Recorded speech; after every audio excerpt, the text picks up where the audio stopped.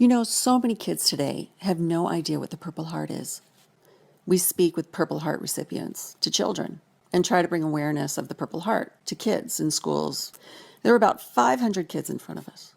And I asked them, I said, who's ever heard of a Purple Heart? Only 3 children raised their hand.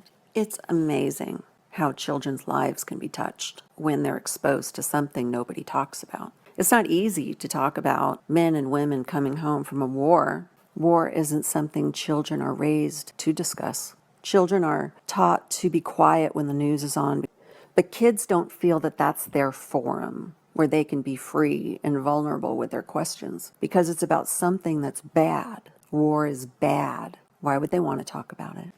So what happens when you have a war like the Iraq War, Afghanistan, Operation New Dawn, and you have these men and women coming home missing limbs or with traumatic brain injuries and they can't quite speak properly, or they come home in a wheelchair and suddenly they're seen as something other than they were. The most recent wars saw a backlog of 800,000 to 1 million returning that were not getting treatment and were not being processed by the VA. We all heard about it. It was all over the news, and hopefully things are on the repair. But back in Vietnam, all of the injuries that you see now returning to the United States would never have come home. The medical advancements today allow for these lives to be saved, whereas back then, they would have died on the battlefield. Back in 2007, my mother began an organization called Rebuilding America's Warriors. We provide free reconstructive surgery to troops returning from war.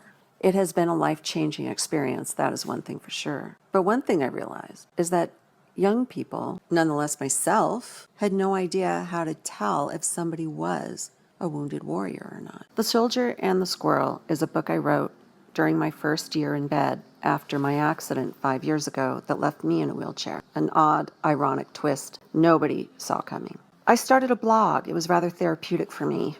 And I was laying in bed all day, every day with nothing to do but look up on the ceiling and watch my ceiling fan move faster than I could. I looked out the window one day and I had nothing to blog about. I was so bored out of my mind.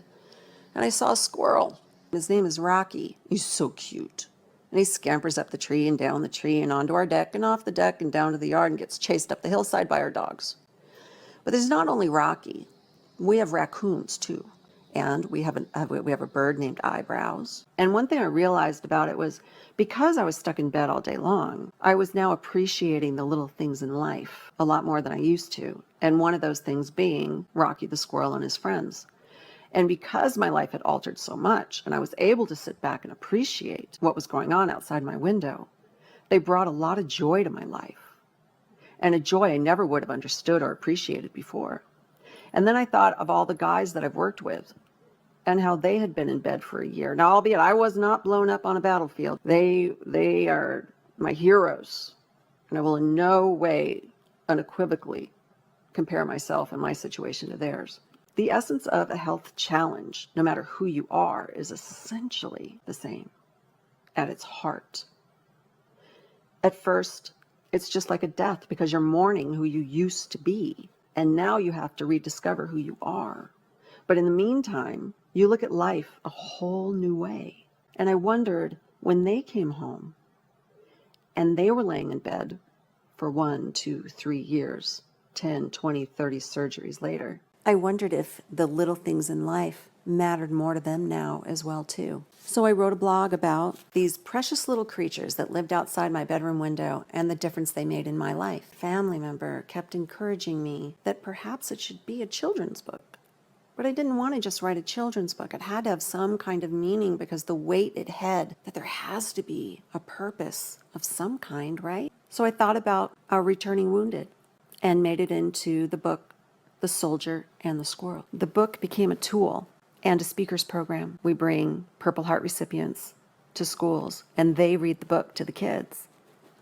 And afterwards, the soldier will tell his story of his incident, his recovery, and the power of the human spirit, and how everything bad that happened to him has created the reality now that he wouldn't change for the world. It's pretty powerful for children to hear that. Because every single day, we all wake up and we all have our worst. My worst may be different than somebody else's worst, but it's all relative, right?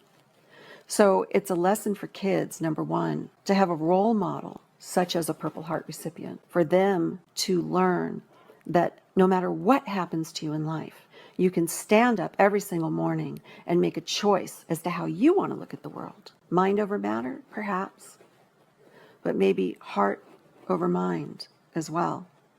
For these kids to be able to connect with a Purple Heart recipient that they've never even heard of before, not just as a person, but as the Purple Heart recipient. They'd never heard of a Purple Heart. If these kids want to be able to support and volunteer for our veterans in the future, there has to be some type of connection made in their youth. That's when it starts, anywhere from kindergarten up to and through high school. But once you're middle of high school and moving forward, it's difficult to engage kids because they're moving on with their lives. So our goal is to introduce the Purple Heart to as many children as we can. And I'll leave you with this little story. We were presenting a speakers program at a high school a few years ago, and a very well-known Purple Heart recipient was speaking on stage. And I was sitting off stage. I was watching and listening, and I had an opportunity to really look into the audience and just kind of see who was being touched by the speaker, who wasn't, who maybe was not listening or didn't quite care that day, or they had their bad day. And there was one young man that was sitting in the back of the audience, and he had his sweatshirt on and his hoodie up over his head and his head sunken down into his lap. And my heart stopped for a second. And I thought, well, okay, this is lesson learned. I guess we're not going to be able to affect everybody. There's always going to be a few that might slip through the cracks, and hopefully we can get to them later. And at the end of the program, this young man came down to thank the speaker. And everybody had already left. He'd waited until the entire auditorium was almost empty. And he stood in front of him, and he pulled his hoodie down, and there were tears streaming down his face. And he looked up and said, "You've changed my life forever."